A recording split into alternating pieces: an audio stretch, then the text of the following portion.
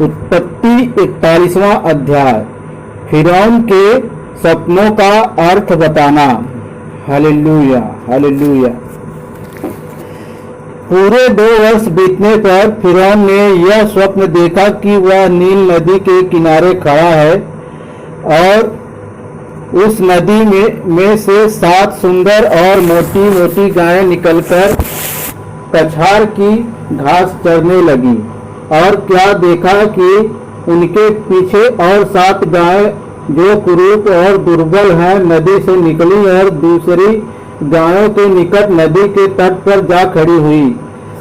तब ये कुरूप और दुर्बल गायें उन 7 सुंदर और मोटी मोटी गायों को खा गई। तब फिरौन जाग उठा और वह फिर सो गया और दूसरा स्वप्न देखा कि एक डंठल में 7 मोटी और अच्छी बालें निकली। और क्या देखा कि उनके पीछे 7 बालें पतली और पुरवाई से मुरझाई हुई निकली और इन पतली बालों ने उन 7 मोटी और अन्न से भरी हुई बालों को निगल गई। तब फिरौन जागा और उसे मालूम हुआ कि यह स्वप्न ही था। भोर को फिरौन का मन व्याकुल हुआ और उसने मिस्र के सब ज्योतिषियों और पंडितों को बुलवा भेजा और उनको अपने स्वप्न बताए, पर उनमें से कोई भी उनका फल फिरौन को न बता सका। तब पिलाने हारों का प्रधान फिरौन से बोल उठा, मेरे अपराध आज मुझे स्मरण आए। जब फिरौन अपने दासों से क्रोधित हुआ था और मुझे पकाने हारों के प्रधान को कैद करा के अंगरक्षकों के प्रधान के घर के बंदी गृह में डाल दिया था। तब हम दोनों ने एक ही रात में अपने अपने होनहार के अनुसार स्वप्न देखा। वहां हमारे साथ एक इब्री जवान था जो अंगरक्षकों के प्रधान का दास था। अतः हमने उसको बताया और उसने हमारे स्वप्नों का फल हमसे कहा। हममें से एक के स्वप्न का फल उसने बता दिया और जैसा जैसा फल उसने हमसे कहा था वैसा ही हुआ भी। अर्थात मुझको तो मेरा पद फिर मिला, पर वह फांसी पर लटकाया गया। तब फिरौन ने यूसुफ को बुलवा भेजा और वह झटपट बंदी गृह से बाहर निकाला गया और बाल बनवाकर और वस्त्र बदलकर फिरौन के सामने आया। फिरौन ने यूसुफ से कहा, मैंने एक स्वप्न देखा है और उसके फल का बताने वाला कोई भी नहीं, और मैंने तेरे विषय में सुना है कि तू स्वप्न सुनते ही उसका फल बता सकता है। यूसुफ ने फिरौन से कहा, मैं तो कुछ नहीं जानता, परमेश्वर ही फिरौन के लिए शुभ वचन देगा। फिर फिरौन यूसुफ से कहने लगा, मैंने अपने स्वप्न में देखा कि मैं नील नदी के किनारे खड़ा हूँ। फिर क्या देखा कि नदी में से 7 मोटी और सुंदर सुंदर गायें निकलकर कछार की घास चरने लगी। फिर क्या देखा कि उनके पीछे 7 और गायें निकली जो दुबली और बहुत कुरूप और दुर्बल है। मैंने सारे मिस्र देश में ऐसी कुडौल गायें कभी नहीं देखी। इन दुर्बल और कुडौल गायों ने उन पहली 7 मोटी गायों को खा लिया और जब वे उनको खा गईं तब यह मालूम नहीं होता था कि वे उनको खा गई हैं, क्योंकि वे पहले के समान जैसी की तैसी कुडौल रही। तब मैं जाग उठा। फिर मैंने दूसरा स्वप्न देखा कि एक ही डंठल में 7 अच्छी और अन्न से भरी हुई बालें निकली। फिर क्या देखता हूँ कि उनके पीछे और 7 बालें छूछी और पतली और पुरवाई से मुरझाई हुई निकली और इन पतली बालों ने उन 7 अच्छी बालों को निगल लिया। इससे मैंने ज्योतिषियों को बताया, पर इसका समझाने हारा कोई नहीं मिला। तब यूसुफ ने फिरौन से कहा, फिरौन का स्वप्न एक ही है। परमेश्वर जो काम करना चाहता है उसको उसने फिरौन पर प्रकट किया। है। वे 7 अच्छी अच्छी गायें 7 वर्ष हैं और वे 7 अच्छी अच्छी बालें भी 7 वर्ष हैं। स्वप्न एक ही है। फिर उनके पीछे जो दुर्बल और कुडौल गायें निकली और जो 7 छूछी और पुरवाई से मुरझाई हुई बालें निकली, वे अकाल के 7 वर्ष होंगे। यह वही बात है जो मैं फिरौन से कह चुका हूं कि परमेश्वर जो काम करना चाहता है उसे उसने फिरौन को दिखाया है। सुन, सारे मिस्र देश में 7 वर्ष तो बहुतायत की उपज के होंगे। उनके पश्चात 7 वर्ष अकाल के आएंगे और सारे मिस्र देश में लोग इस सारी उपज को भूल जाएंगे और अकाल से देश का नाश होगा और सुकाल बहुतायत की उपज देश में फिर असवर न रहेगा, क्योंकि अकाल अत्यंत भयंकर होगा। और फिरौन ने जो यह स्वप्न 2 बार देखा है, इसका भेद यही है कि यह बात परमेश्वर की ओर से नियुक्त हो चुकी है और परमेश्वर इसे शीघ्र ही पूरा करेगा। इसलिए अब फिरौन किसी समझदार और बुद्धिमान पुरुष को ढूंढ करके उसे मिस्र देश पर प्रधानमंत्री ठहराए। फिरौन यह करे कि देश पर अधिकारियों को नियुक्त करे और जब तक सुकाल के 7 वर्ष रहे तब तक वह मिस्र देश की उपज का पंचमांश लिया करे और वे इन अच्छे वर्षों में सब प्रकार की भोजन वस्तु इकट्ठा करे और नगर नगर में भंडार घर भोजन के लिए फिरौन के बस में करके उसकी रक्षा करे। वह भोजन वस्तु अकाल के उन 7 वर्षों के लिए जो मिस्र देश में आएंगे, देश के भोजन के लिए रखी रहें, जिससे देश का उस अकाल से सत्यानाश न हो जाए। यूसुफ का प्रधानमंत्री बनाया जाना। यह बात फिरौन और उसके सारे कर्मचारियों को अच्छी लगी, इसलिए फिरौन ने अपने कर्मचारियों से कहा, क्या हमको ऐसा पुरुष जैसा यह है जिसमें परमेश्वर का आत्मा रहता है मिल सकता है? फिर फिरौन ने यूसुफ से कहा, परमेश्वर ने जो तुझे इतना ज्ञान दिया है कि तेरे तुल्य कोई समझदार और बुद्धिमान नहीं, इस कारण तू मेरे घर का अधिकारी होगा और तेरी आज्ञा के अनुसार मेरी सारी प्रजा चलेगी। केवल राजगद्दी के विषय मैं तुझसे बड़ा ठहरूंगा। फिर फिरौन ने यूसुफ से कहा, सुन, मैं तुझको मिस्र के सारे देश के ऊपर अधिकारी ठहरा देता हूँ।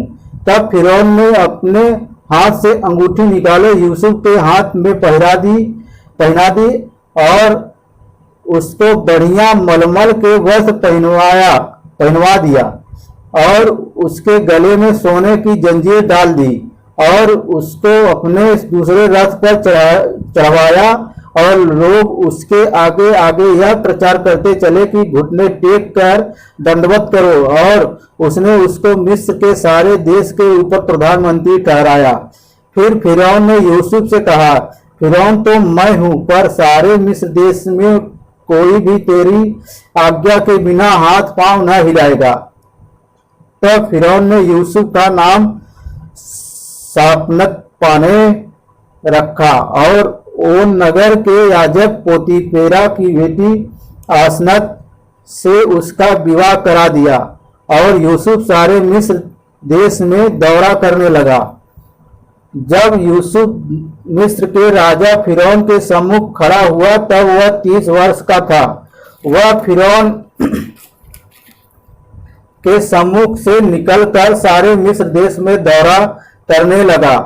सुकाल के 7 वर्ष में भूमि बहुतायत से अन्न उपजाती रही और यूसुफ उन 7 वर्षों में सब प्रकार की भोजन वस्तुएं जो मिस्र देश में होती थीं जमा करके नगरों में रखता गया और हर एक नगर के चारों ओर के खेतों की भोजन वस्तुओं को वह उसी नगर में इकट्ठा करता गया। इस प्रकार यूसुफ ने अन्न को समुद्र की बालू के समान अत्यंत बहुतायत से राशि गिन के रखा, यहाँ तक कि उसने उनका गिनना छोड़ दिया क्योंकि वे असंख्य हो गई।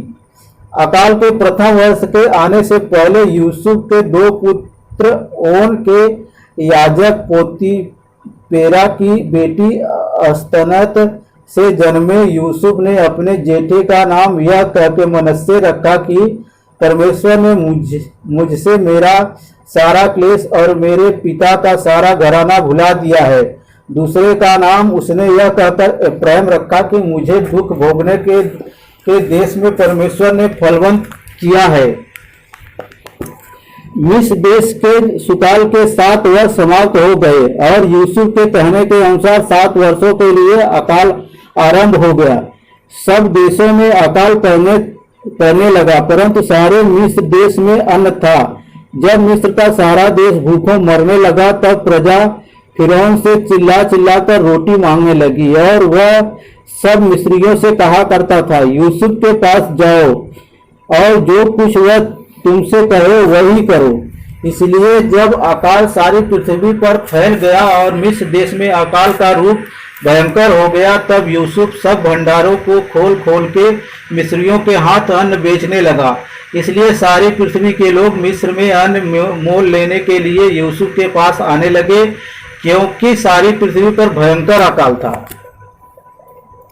उत्पत्ति 42वां अध्याय। यूसुफ के भाइयों का मिस्र में आगमन।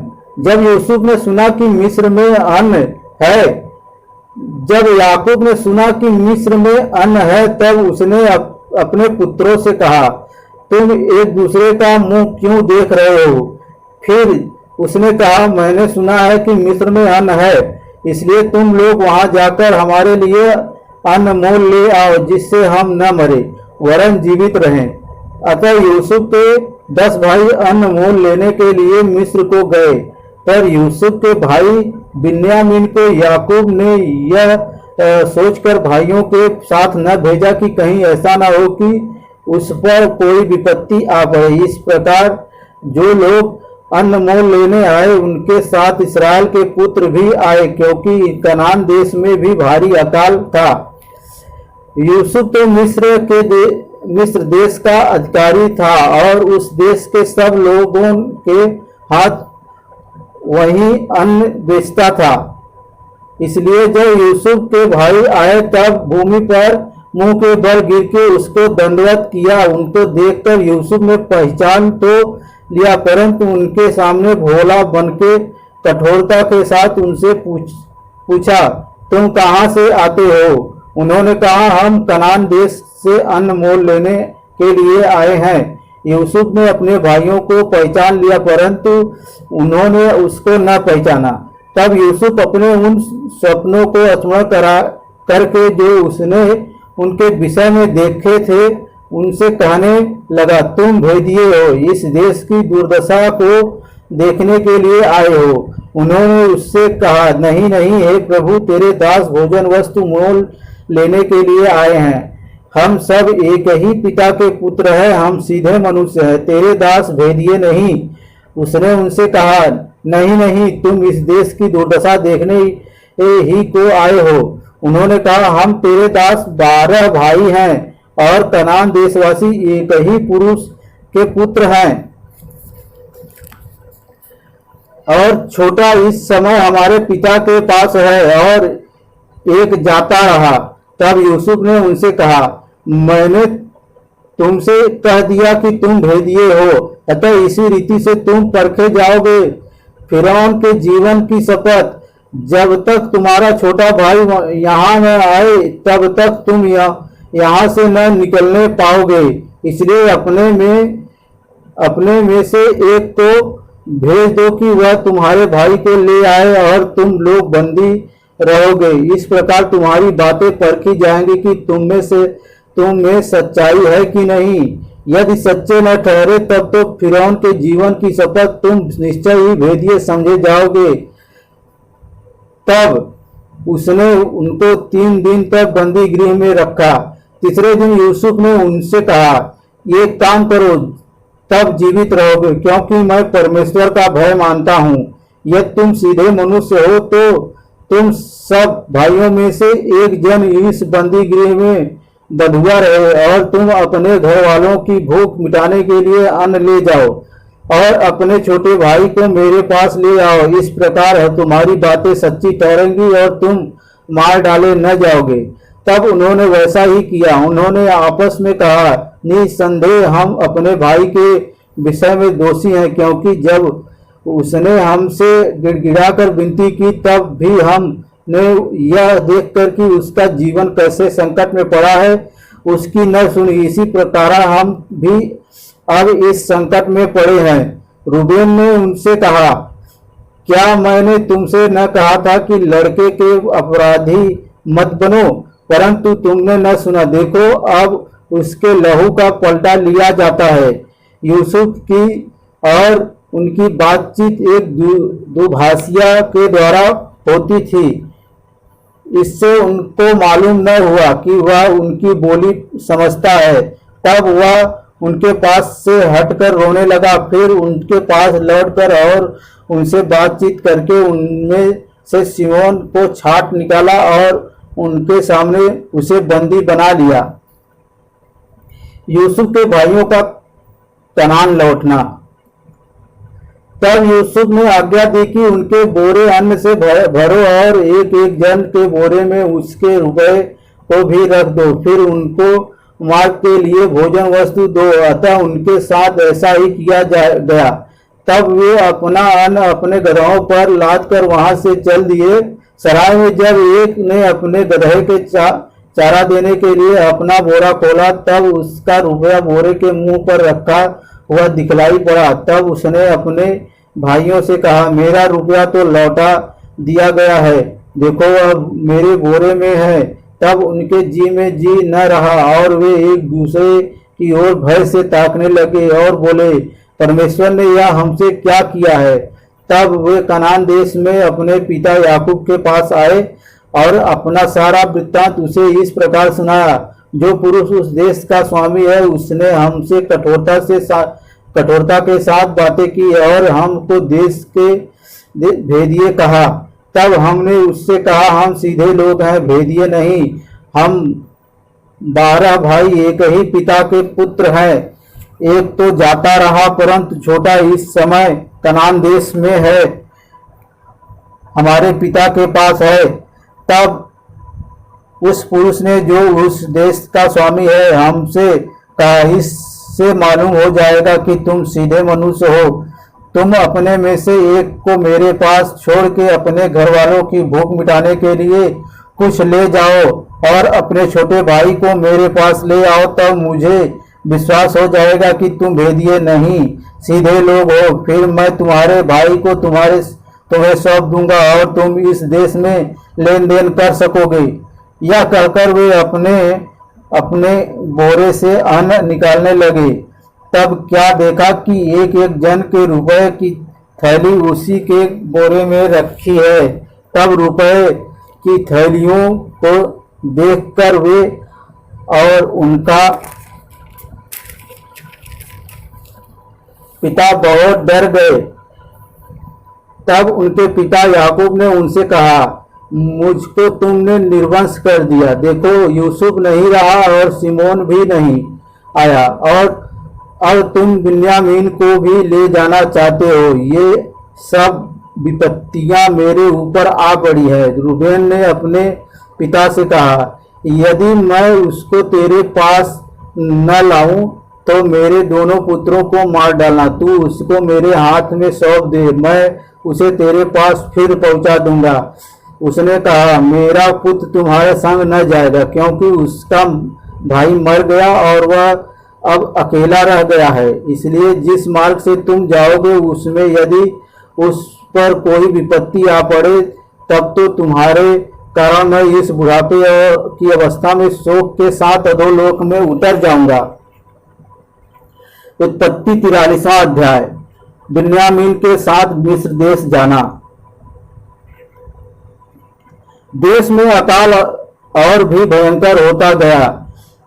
जब वह अन्न जो वे मिस्र से ले आए थे समाप्त हो गया, तब उनके पिता ने उनसे कहा, फिर जाकर हमारे लिए थोड़ी सी भोजन वस्तु मोल ले आओ। तब यहूदा ने उससे कहा, उस पुरुष ने हमको चेतावनी देकर कहा कि यदि तुम्हारा भाई तुम्हारे संग न आए तो तुम मेरे सम्मुख न आने पाओगे। इसलिए यदि तुम हमारे भाई को हमारे के संग भेजे, तब तो हम जाकर तेरे लिए भोजन वस्तु में मोल ले आएंगे, परंतु यदि तू उसको न भेजे तो हम न जाएंगे। क्योंकि उस पुरुष ने हमसे कहा, यदि तुम्हारा भाई तुम्हारे संग न हो तो तुम मेरे सम्मुख न आने पाओगे। तब इस्राएल ने कहा, तुमने उस पुरुष को यह बताकर कि हमारा एक और भाई है, क्यों मुझसे बुरा बर्ताव किया? उन्होंने कहा, जब उस पुरुष ने हमारी और हमारे कुटुंबियों की स्थिति के विषय में इस रीति पूछा, क्या तुम्हारा पिता अब तक जीवित है? क्या तुम्हारे कोई और भाई भी हैं? तब हमने इस प्रश्नों के उत्तर उससे वर्णन किया। फिर हम क्या जानते थे कि वह कहेगा, अपने भाई को यहाँ ले आओ। फिर यहूदा ने अपने पिता इस्राएल से कहा, उस लड़के को मेरे संग भेज दे कि हम चले जाएं। इससे हम और तू और हमारे बाल बच्चे मरने न पाएंगे, वरन जीवित रहेंगे। मैं उसका जामीन होता हूँ, मेरे ही हाथ से तू उसको वापस लेना। यदि मैं उसको तेरे पास पहुंचाकर सामने न खड़ा कर दूं, तब तो मैं सदा के लिए तेरा अपराधी ठहरूंगा। यदि हम दो लोग विलंब न करते तो अब तक दूसरी बार लौट आते। तब उनके पिता इस्राएल ने उनसे कहा, यदि सचमुच ऐसी ही बात है तो यह करो, इस देश की उत्तम उत्तम वस्तुओं में से कुछ अपने बोरों में उस पुरुष के लिए भेंट ले जाओ, जैसे थोड़ा सा बरसान और थोड़ा सा मधु और कुछ सुगंध द्रव्य और गंधरस, पिस्ते और बादाम। फिर अपने अपने साथ दूना रुपया ले जाओ, और जो रुपया तुम्हारे बोरों के मुंह पर रखकर लौटा दिया गया था उसको भी लेते जाओ। कदाचित यह भूल से हुआ हो। अपने भाई को भी संग लेकर उस पुरुष के पास फिर जाओ, और सर्वशक्तिमान ईश्वर उस पुरुष को तुम पर दयालु करेगा, जिससे कि वह तुम्हारे दूसरे भाई को और बिन्यामीन को भी आने दे, और यदि मैं निर्वंश हुआ तो होने दो। तब उन मनुष्यों ने वह भेंट और दूना रुपया और बिन्यामीन को भी संग लिया और चल दिए, और मिस्र में पहुंचकर यूसुफ के सामने खड़े हुए। उनके साथ बिन्यामीन को देखकर यूसुफ ने अपने घर के अधिकारी से कहा, उन मनुष्यों को घर में पहुंचा दो और पशु मार के भोजन तैयार करो, क्योंकि वे लोग दोपहर को मेरे संग भोजन करेंगे। तब वह अधिकारी पुरुष यूसुफ के कहने के अनुसार उन पुरुषों को यूसुफ के घर में ले गया। जब वे यूसुफ के घर को पहुंचाए गए, तब वे आपस में डर कर कहने लगे, जो पुरुष पहली बार हमारे बोरों में लौटा दिया गया था, उसी के कारण हम भीतर पहुंचाए गए हैं, जिससे कि वह पुरुष हम पर टूट पड़े और हमें वश में करके अपने दास बनाए और हमारे गदहों को भी छीन ले। तब वे यूसुफ के घर के अधिकारी के निकट जाकर घर के द्वार पर इस प्रकार कहने लगे, हे हमारे प्रभु, जब हम पहली बार अन्न मोल लेने आए थे, तब हमने सराय में पहुंचकर अपने बोरों को खोला तो क्या देखा कि एक एक जन का पूरा रुपया उसके बोरे के मुंह पर रखा है। इसलिए हम उसको अपने साथ फिर लेते आए हैं और दूसरा रुपया भी भोजन वस्तु मोल लेने के लिए लाए हैं। हम नहीं जानते कि हमारा रुपया हमारे बोरों में किसने रख दिया था। उसने कहा, तुम्हारा कुशल हो, मत डरो। तुम्हारा परमेश्वर जो तुम्हारे पिता का भी परमेश्वर है, उसी ने तुमको तुम्हारे बोरों में धन दिया होगा। तुम्हारा रुपया तो मुझको मिल गया था। फिर उसने सिमोन को निकालकर उनके संग कर दिया। तब उस जन ने उन मनुष्यों को यूसुफ के घर में ले जाकर जल दिया।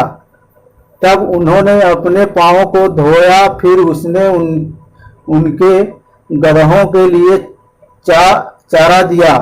तब यह सुनकर कि आज हमको यहाँ यहीं भोजन करना होगा। उन्होंने यूसुफ के आने के समय तक अर्थात दोपहर तक उस भेंट को इकट्ठा कर रखा। जब यूसुफ घर आया तब वे उस भेंट को जो उनके हाथ में थी उसके सम्मुख घर में ले गए और भूमि पर गिरकर उसको दंडवत किया। उसने उनका कुशल पूछा और कहा, क्या तुम्हारा वह बूढ़ा पिता जिसकी तुमने चर्चा की थी कुशल से है? क्या वह अब तक जीवित है? उन्होंने कहा, हाँ, तेरा दास हमारा पिता कुशल से है और अब तक जीवित है। तब उन्होंने सिर झुकाकर फिर दंडवत किया। तब उसने आंखें उठाकर और अपने सगे भाई बिन्यामीन को देखकर पूछा, क्या तुम्हारा वह छोटा भाई जिसकी चर्चा तुमने मुझसे की थी यही है? फिर उसने कहा, हाँ, हे मेरे पुत्र परमेश्वर तुझ पर अनुग्रह करे। तब अपने भाई के स्नेह से मन भर आने के कारण और यह सोचकर कि मैं कहाँ जाकर रोऊं, यूसुफ तुरंत अपनी कोठरी में गया और वहां रो पड़ा। फिर अपना मुंह धोकर निकल आया और अपने को शांत कर कहा, भोजन परोसो। तब उन्होंने उसके लिए तो अलग और भाइयों के लिए भी अलग और जो मिस्री उसके संग खाते थे उनके लिए भी अलग भोजन परोसा, इसलिए कि मिस्री इब्रियों के साथ भोजन नहीं कर सकते, वरन मिस्री ऐसा करना घृणित समझते थे। और यूसुफ के भाई उसके सामने बड़े बड़े पहले और छोटे छोटे पीछे अपनी अपनी अवस्था के अनुसार क्रम से बैठाए गए, यह देख के कि विस्मित होकर एक दूसरे की ओर देखे।